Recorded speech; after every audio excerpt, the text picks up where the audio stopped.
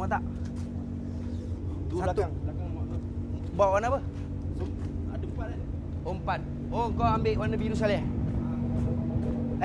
Apalah? Ikut tema lah. Salah ni. Ikut tema lah.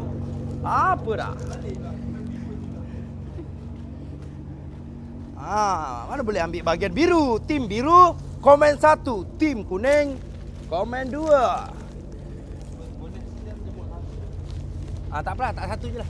Tumbang 1. Wah, ni untuk customer Boyjan. Customer lama. So ni singgah ke Muar untuk jumpa acik. Siapa namanya? Ya Allah. Tak apa. Acik-acik tunggu nampak kereta hon-hon. Mau kejap terus kita berdesuk Negeri Sembilan dan juga KL. Kita nak jumpa Abang Hicham ATS. Lama tak jumpa, rindu. Rindu? So ada rezeki Allah, geng. Oi, tak sabar rasanya. Rumah Jati pun dah nak siap. Makanan pun tengah produce. Dah, Oyat, jom. Nampak kereta ni?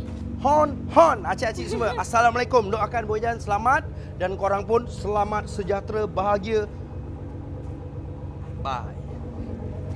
Tapi gudang buka tak, bos? Gudang buka. Tadi acik dari Seremban baru je Boyjan. Buka tak gudang? Buka. Gudang tak pernah tutup.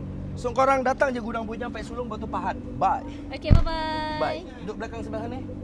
Ha? Kau duduk